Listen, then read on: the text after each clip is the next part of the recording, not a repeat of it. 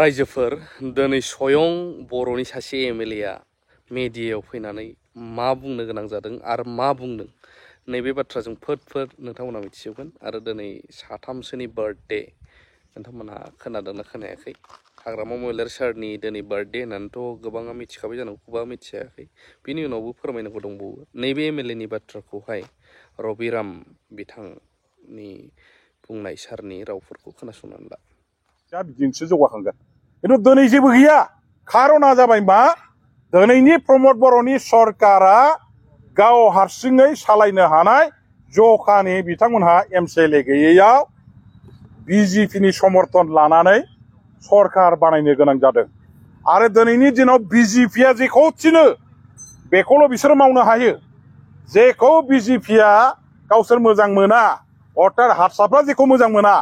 नैबेखौ प्रमद बर'आ नोंनि बर' जाथिया मोजां मोननाय रोखोम खामानि मावनो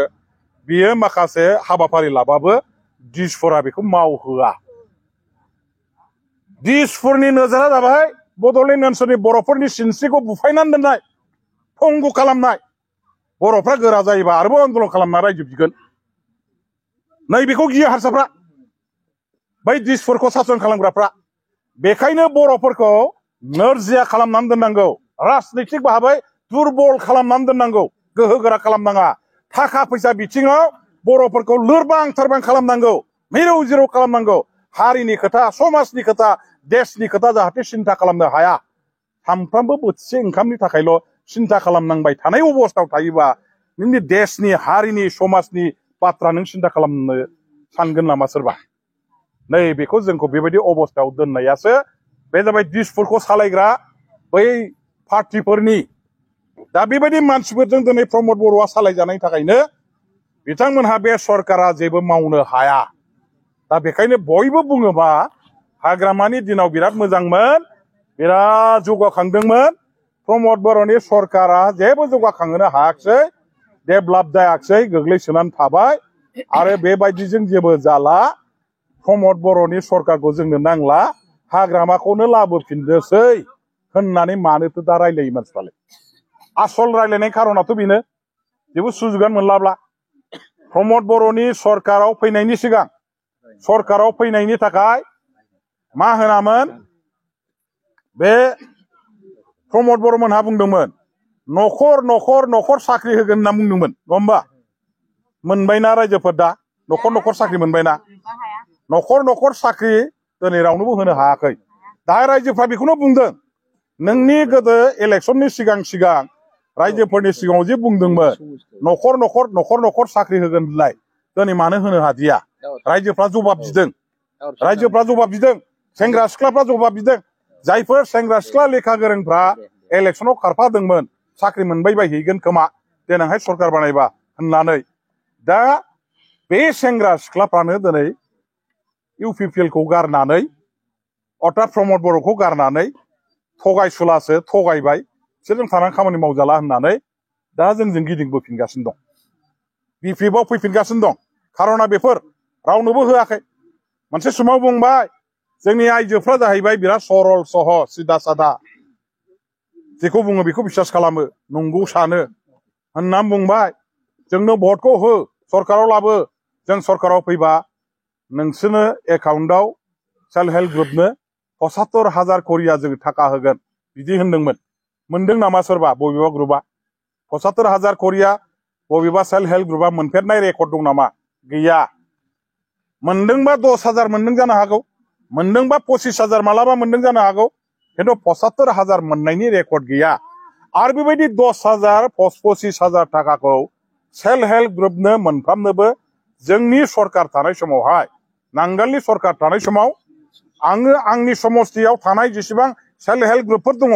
बिथांमोननो गासिबो होजोबदों मोनै रावबो बाखि थायाखै थिग नैबे ओरैहाय सानजाहाबो बे समाव जोंहा आब' प्रमिला जेला दङमोन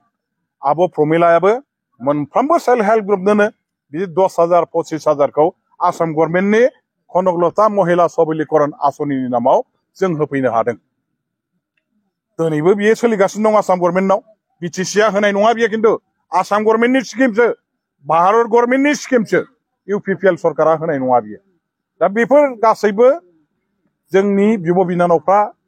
गोसोआव लानांगोन हिसाब खालामनांगोन मा मा होनो होननानै नोंथांमोननि भट लायामोन आरो खोमारनो हागोन ना हादिया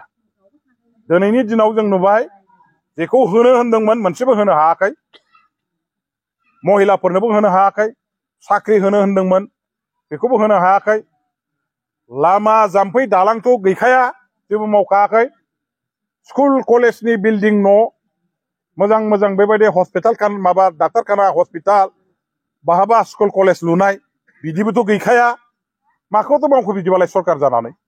माखौथ' मावखो सरकार जानानै जेबोथ' मावाखै आइ आफा रायजो राजाफोरनो सुजुग सुबिदा होनायाथ' बाद होबाव बेथ' रावबो मोनाखै गैया दिनै गासैबो जोंनि बे ओनसोलनि आइ आफा रायजो राजाफ्रा मिरु जिरु अबस्थायाव दङ आला जोबदों बिसोरो बहाबा 1500 बहाबा 2000 गाहाम लादों सासे मानसिनिफ्राय आंथ' सारियानाबो लायाखै आंबोथ' बानायना होदों सारियाना फैसा दंफ्रायबो लायाखै थाइसे फैसा दंफ्रायबो लायाखै खिन्थु बेबायदिया जादों रायजोफोर दुर्निथिखौ सोर खालामखो सोर खालामदिया बिदिबा हाग्रामानि आमोलाव खालामनायखौल' नुबाय नोंथ' बेखौ होबथानो होननानै सरकाराव फैदोंमोन बाहाय खिन्थु नोंनि आमोलावबोथ' गिलु फालु कारापसन जाबाय दुर्निथि जाबाय थाखा थगायनानै जानाया जाबाय गरिब गुन्द्रा न' मोनग्रा मानसिफोरनिफ्राय थाखा थगायबाय बै रेशन कार्ड गैयिफोरनो रेशन कार्ड बानायनानै होनो नागिरनायाव थाखा थगायनानै जाबाय बिख्ल'नानै जाबाय बे दाय गोनां नङा नामा बे जानाया जानाय नङा नामा बे घुस जानाय होना नामा बेखौ होमबा नोङो रायजोफोरखौ बेसेबां थगायखो नोंथ' होबथागोन होननानैथ' सरकार बानायदोंमोन खिन्थु नोंनो जाहोलायबाय दाना हनै चेयारमेन पार्टिनानै बे दाय दंना गैया बे दायनिगिरि नंगौना नङा जुदि दायनिगिरिब्ला माने एक्सन लायाखै आरो एक्सन लायाखै माने मा फैसाखौ होमबा नोंबो मोनगासिनो दं जानाय जाखोना जादिया लिडारफ्रा गोजौआव गावसोरबो मोनजागासिनो दङ नै बेवहाय चेयारमेन मेम्बारफ्रा फैसाखौ खाङै खावसे गावसोर लाबाय खावसेया लिडारनो हरबाय होननाय जादोंना जायाखै बिलाय आरो मोनजानायखायनो नोङो दिनै एक्सन लानो हाया रायजो राजाफ्रा दिनैहाय होनांगासिनो दं दा बाथ्राफोरखौ बेखौ नायनांगोन बे मिसलिया नंगौना नङा सिगाङाव मोनसे बुंबाय दा बुंनाय लेखा जेबो मावहायाखै खुगायाव मोनसे बुंबाय मावनायाव जायगायाव मोनसे जागासिनो दं दा दिनै नोंथांमोना मिथिगौ मबाइलाव सानफ्रामबो ओंखारबाय थायो बे माने बिटिसिनि इएमफ्रा